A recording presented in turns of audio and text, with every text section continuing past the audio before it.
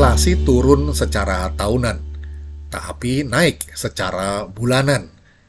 Nah, kita berpesan agar efisienkan ekonomi dengan membangun infrastruktur.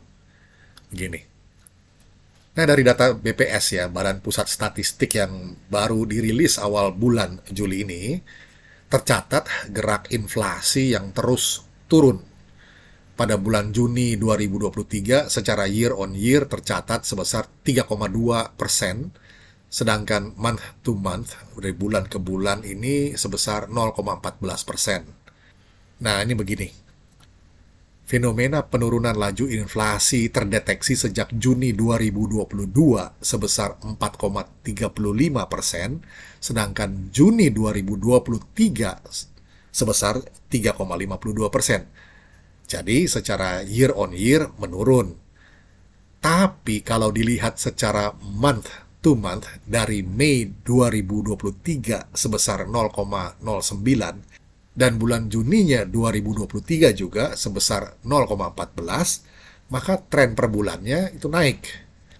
Ya, walaupun masih terkendali, namun tetap kita mesti waspada.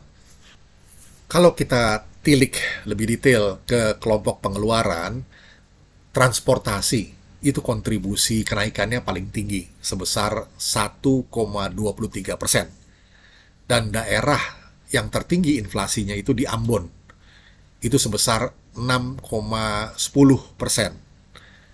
Kalau kita kaji lebih jauh, kita bisa melihat bahwa pembangunan infrastruktur transportasi seperti jalan, pelabuhan, soal laut atau udara, ya, pelabuhan udara atau pelabuhan laut gitu, jembatan, infrastruktur, penunjang mobilitas, serta interkonektivitas antar daerah kepulauan jadi imperatif, sangat-sangat penting.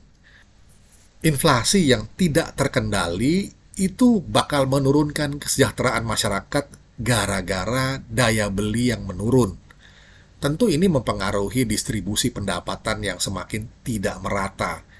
Inflasi juga berdampak pada peningkatan suku bunga, yang pada gilirannya bakal mengurangi selera investor untuk mengembangkan usahanya. Untuk kasus Indonesia, distribusi barang jadi tantangan. Selain memang aspek geografisnya, soal inflasi juga bisa memperburuk keadaan. Memang pelik, tantangan. Jadi, kebijakan pemerintah yang sekarang ini sudah tepat. Strategis, jangka panjangnya tepat. Ya. Kita harus terus membangun interkonektivitas di negeri kepulauan seperti Indonesia ini. Arkipelago gitu ya. Ini akan berdampak pada efisiensi ekonomi secara agregat nantinya. Demikian catatan singkat. Saya kiranya bisa menjadi perspektif. Kita jumpa lagi di session berikutnya. Terima kasih.